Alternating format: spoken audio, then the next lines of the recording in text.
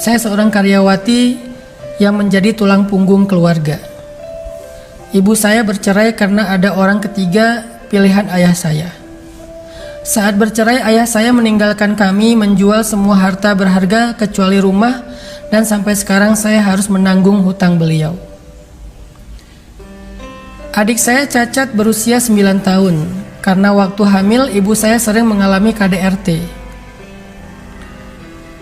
Saya sendiri memiliki anak 2 orang, 7 tahun dan 2 tahun. Rumah tangga saya juga kandas karena suami saya seorang yang pelit dan ringan tangan, sering KDRT juga. Bahkan saya sampai sempat mengalami luka jahit di kepala, leher, dan sering memar-memar di anggota badan yang lain. Saya bercerai sewaktu saya masih hamil anak kedua. Saya menerima gaji sebesar 3,6 juta dalam pekerjaan saya. Tapi dipotong hutang ayah saya di kantor, jadi cuma sisa 1,7 juta. Dengan biaya segitu saya harus mencukupi kebutuhan anak-anak saya dan ibu saya.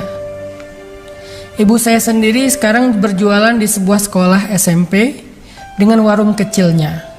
Tapi dalam kondisi pandemi seperti sekarang, maka penghasilan ibu saya turun drastis.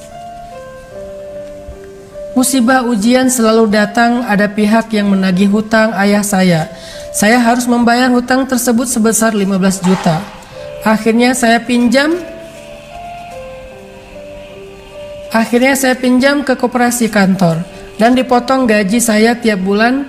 Saya tidak memiliki gaji lagi dan minus di kantor. Beralih di topik utama yang ingin saya tanyakan. Saya berkenalan dengan seorang lelaki datang dari perusahaan penanam modal perusahaan saya.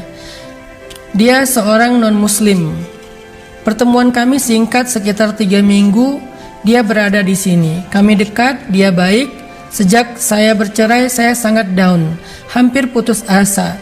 Tapi saya selalu sabar menghadapi semua. Setelah saya bertemu dengan laki-laki ini, saya benar-benar merasa hidup kembali.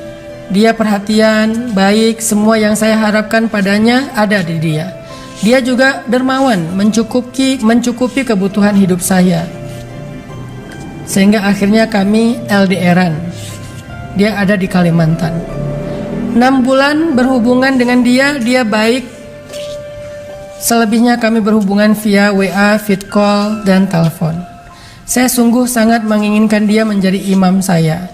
Tapi dia beragama non-muslim. Bolehkah saya berharap dengan berdoa selalu meminta agar dia mendapatkan mukjizat, mendapatkan hidayah kepada Islam? Saya sangat bersyukur mengenal dia. Untuk biaya hidup sekarang pun saya banyak terbantu oleh dia. Saya sungguh menginginkan bisa hidup bersamanya, bersama-sama belajar agama. Tolong Ustadz, bantu jawab saya harus bagaimana.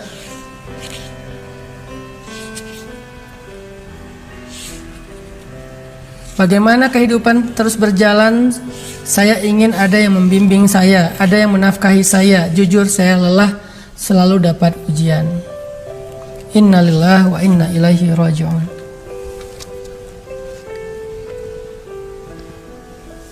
Hasiban nasu ayyutraku ayyakulu amanna wa hum la yuftanun. Walaqad fatanna alladhina min qablihim fala ya'lamanna Allahu alladhina sadaqu wa la ya'lamanna Allahu al-kadzibin. Allah bertanya kepada kita, teman-teman, apakah manusia mengira akan dibiarkan saja mengatakan kami telah beriman sedangkan mereka tidak diuji? Padahal kami telah menguji orang-orang sebelum mereka, sehingga Allah akan melihat siapa dari mereka yang tulus keimanannya, siapa yang basa-basi. Allah menguji Bilal setelah dia masuk Islam. Allah menguji Zinnairah, Sumayyah, Yasir, Ammar. Allah menguji Abdullah ibnu Mas'ud. Allah menguji banyak para sahabat setelah mereka masuk Islam, baik yang miskin ataupun yang kaya, dengan ujian yang berbeda-beda. Kenapa? Karena ujian adalah fitrah dalam kehidupan orang yang beriman. Karena dengan ujian itu Allah ingin mengangkat derajat orang yang beriman. Allah ingin hambanya itu lebih dekat kepada Allah lewat doa-doa. Ketika dia sabar, Allah akan bukakan bagi dia jalan keluar satu demi satu. Dalam cerita tadi, mbaknya sedang diuji oleh Allah. Saya prihatin banget. Benar, ini ujian yang berat. Menjadi tulang punggung bagi ibu dan keluarga kita. Sementara adik kita dalam keadaan cacat karena KDRT, orang tua kita harus membiayai anak-anak yang juga sendiri, single parent. Ayahnya meninggalkan hutang yang harus dibayar. Dia bekerja tapi tidak mendapatkan gaji karena dipakai untuk membayar hutang. Berat memang, berat banget. Latai asma, jangan berputus asa. Berharaplah kepada Allah, jangan kepada makhluk. Sabar. Semakin berat ujian yang Mbak alami, berarti semakin dekat dengan pertolongan Allah. Seperti malam, semakin pekat, semakin gelap, semakin hening, semakin sunyi, semakin dingin, berarti semakin dekat dengan waktu subuh. Isbiru wasabiru, bersabarlah dan kuatkanlah kesabaran. Jangan pernah terfikir untuk tergoda mengikuti seseorang yang berbeda keyakinannya dengan kita hanya demi untuk menyelamatkan urusan dunia kita. Kenapa? Ketika kita menyelamatkan urusan dunia kita dengan mengikuti seseorang yang berbeda keyakinan dengan kita, berarti kita telah menggadaikan urusan akhirat kita. Padahal kehidupan dunia cuma sementara, sedangkan kehidupan akhirat selamanya. Bagaimana mungkin, na'udzubillah, kita mengambil sesuatu yang cuma sebentar dan mengabaikan sesuatu yang abadi. Kita mengambil kebaikan, kesenangan dunia yang sebentar untuk mendapatkan azab yang abadi kekal di akhirat. Ini bukan pilihan yang tepat. Ini bukan pilihan yang baik, yang bijak. Bersabarlah. Doakanlah semoga laki-laki itu mendapatkan hidayah. Tetapi jangan beri hati dulu sebelum halal. Dan jangan halal kalau berbeda keyakinan, karena haram kita menikah dengan orang yang berbeda keyakinan. Kita menghargai keyakinan mereka, kita menghormati hak-hak mereka beragama, tetapi kita nggak boleh mengikuti keyakinan itu. Lakum dinukum waliyadin. Kalian punya keyakinan, kami punya keyakinan. Dalam keyakinan kita, dalam agama ini kita meyakini inilah jalan yang membawa kita ke surga. Makanya Allah berfirman di dalam Al-Baqarah ayat 221. Wala tunkihul musyrikin hatta yu'minu wala 'abdun mu'minun khairum min musyrik walau a'jabakum. Janganlah kalian menikah dengan orang yang berbeda agama, yang syirik kepada Allah, karena sesungguh sampai mereka beriman. Sungguh budak yang beriman lebih baik daripada orang yang musyrik yang merdeka. Walaupun orang musyrik itu a'jabakum, membuat kalian takjub. Mbak tadi merasa nyaman dengan laki-laki tersebut. Dia baik, dia perhatian, dia dermawan, dia mencukupkan nafkah, akhlaknya juga baik. A'jabakum, kalian takjub. Tetapi ketika dia tidak beriman kepada Allah, kata Allah, jangan nikahi dia. Karena ketika kalian menikahi dia, maka pernikahan itu haram. Kalau kalian mengikuti agamanya, maka ini lebih fatal lagi. Artinya kita menggadaikan akhirat kita selamanya dengan hanya urusan dunia yang sementara. Na'udzubillah min dzalik.